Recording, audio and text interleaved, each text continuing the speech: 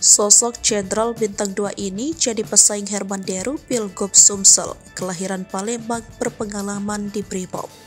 Sejumlah tokoh publik kini mulai bermunculan jelang pemilihan Gubernur Sumatera Selatan 2024 mendatang. Salah satunya yakni Irjen Pol Rio Setianda Cambak yang disebut bakal menjadi pesaing Herman Deru sebagai petahana. Nama Irjen Pol Rio Setianda muncul bakal calon Gubernur Sumatera Selatan oleh tokoh otomotif Sumatera Selatan Haji Anto Bambang Utoyo Senin 11 Juni 2023.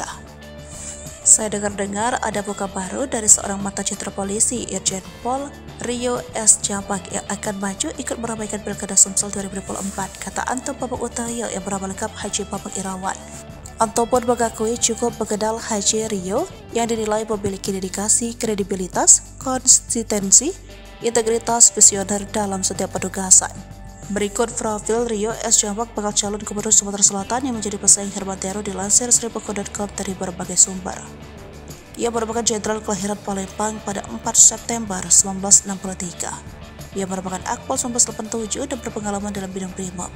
Adapun jabatan terakhir Jenderal Bintang 2 ini yakni Kasespim Lemdiklat Polri. Pada tahun 2007 sampai 2008, Rio pernah menjabat sebagai Kasat Brimob Polda Sumsel. Karir Jenderal Bintang 2 ini banyak dihabiskan di penugasan Brimob.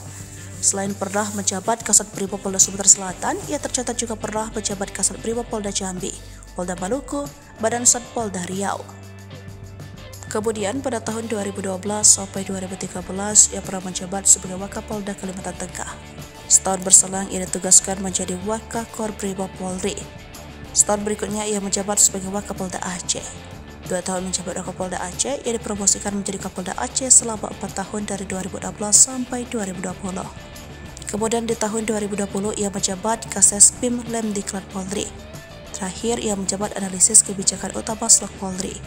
Sejumlah operasi juga tercatat pernah diikutinya, mulai dari operasi Rencong Sakti Polda Aceh pada tahun 1990 di Kabupaten Pidie, operasi Jaring Merah 1 Rotasi 1 Aceh 1990 sampai 1991 di Kabupaten Pidie, operasi Pemulihan Keamanan Maluku 1999 di Maluku, operasi Cinta Maunasa 1 Aceh 2000 sampai 2021 di Aceh Selatan, dan operasi Pemulihan Keamanan Aceh 2021 sampai 2002 di Nanggro Aceh Darussalam.